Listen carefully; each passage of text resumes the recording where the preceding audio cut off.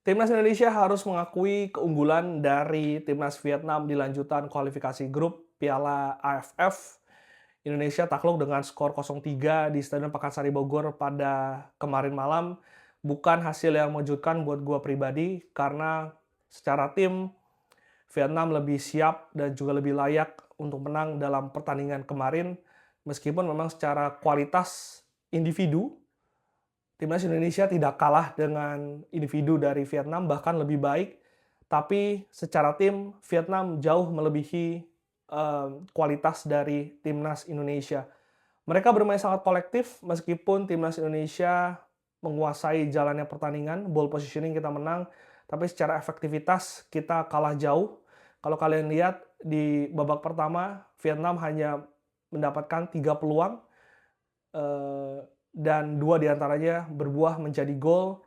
Dan untuk gol pertama sebetulnya itu merupakan kali kedua dari Nadeo memberikan passing diagonal kepada McLock yang menjemput bola di saat pemain-pemain Vietnam melakukan pressing yang begitu kolektif, sehingga ketika kedua kalinya terjadi, McLock harus terpaksa melebar memberikan operan kepada Jody Amat, dan Jody Amat yang juga di pressing harus memberikan operan kepada Rizky Ridho yang sebetulnya secara positioning belum siap menerima bola, sehingga Rizky Ridho harus kehilangan bola dan membuat adanya momentum uh, counter cepat dari Vietnam yang bisa dimanfaatkan dan juga menjebol gawang Nadeo di awal-awal babak pertama. Begitupun di babak kedua ketika Indonesia sudah tertinggal, mau tidak mau harus keluar menyerang ketika Rizky Ridho berada di area pertahanan lawan.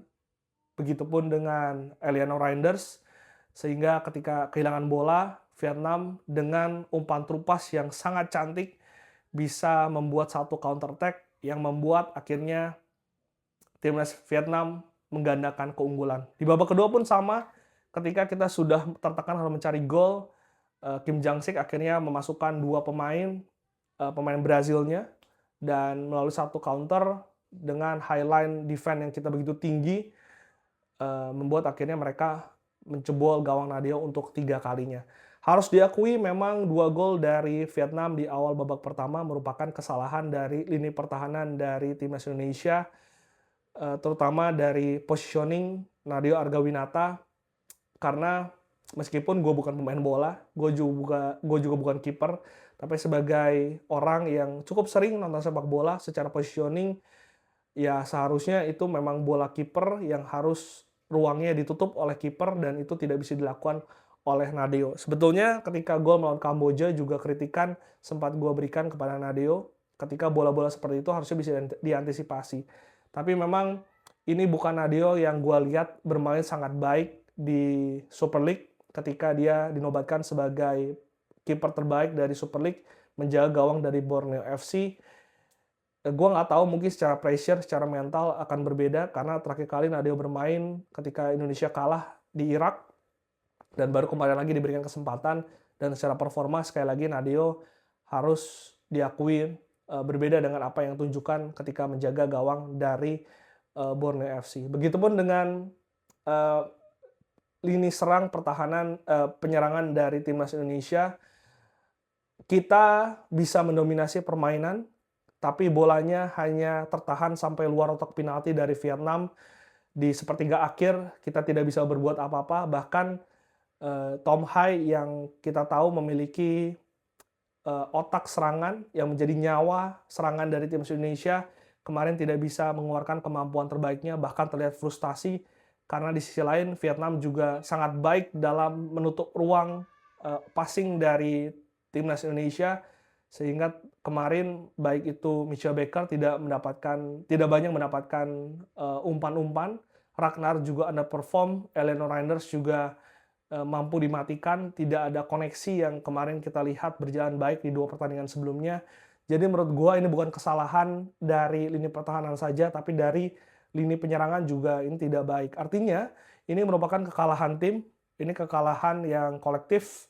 Vietnam sekali lagi memang layak untuk bisa mengalahkan timnas Indonesia secara permainan pada pertandingan kemarin. Tinggal kita lihat sebetulnya John Hanman masih bisa meramu taktiknya, karena secara nasib kita masih berpegang atau masih memegang nasib kita di tangan kita sendiri. Asalkan kita menang dengan skor berapapun ketika tandang ke Singapura pada hari Jumat mendatang, kita masih bisa lolos ke semifinal Piala AFF. Artinya kita lihat apa yang taktikal apa yang akan disiapkan oleh John Herdman, evaluasi apa yang dilakukan, dan juga perbaikan apa yang nantinya akan ditampilkan oleh Timnas Indonesia. Untuk itu, support dari fans Timnas ini sangat penting untuk Garuda di saat-saat seperti ini. Gue setuju dengan apa yang dikatakan oleh Coach John.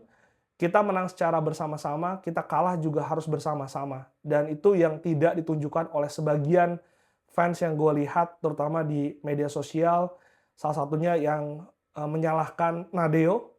Kritikan harus kalian berikan kepada Nadeo, tapi bukan hujatan yang tidak membangun. Apalagi membawa tim yang ia bela, tim yang Nadeo bela, karena itu sama sekali tidak ada korelasinya. Kalian ingat ketika Beckham Putra dihujat, Tom Hai dihujat, gue sempat memperingatkan kepada siapapun, jangan membawa rivalitas ke dalam tubuh timnas. Dan gue konsisten harus juga mengatakan dalam kesempatan ini, jangan menghujat Nadeo dengan hal-hal yang di luar lapangan, tapi berikan kritik yang membangun untuk performa Nadeo di dalam lapangan. Begitupun dengan Rizky Ridho yang gue salut secara mentality, ini memang memiliki mentalitas kapten.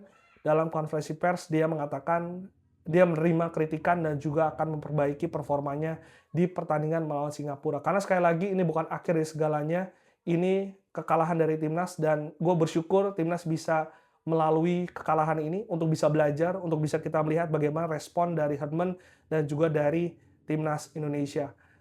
Dan yang harus gue katakan lagi dan harus gue jawab lagi soal narasi menyalahkan kepulangan dari pemain abroad kepada Super League. Gue sudah pernah bicara di beberapa platform, tidak bisa dipukul rata sekali lagi. Akan sangat dangkal ketika kalian mengatakan kekalahan ini dikarenakan kualitas pemain yang menurun karena bermain di Super League. Sungguh sangat dangkal, jujur ngomong.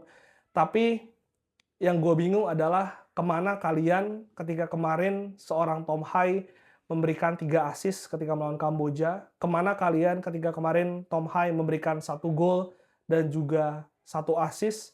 Kemana kalian ketika timnas Indonesia menang di FIFA Matchday.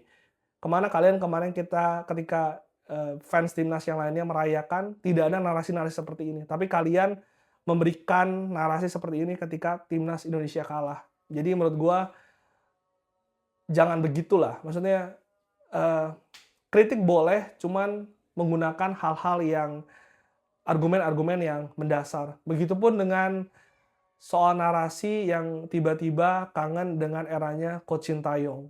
Jujur, gue sangat respect dengan apa yang Coach Shin sudah lakukan untuk timnas kita. Bahkan timnas kita hari ini juga merupakan ada andilnya dari Coach Shin. Dan gue sangat kenal baik dengan JJ.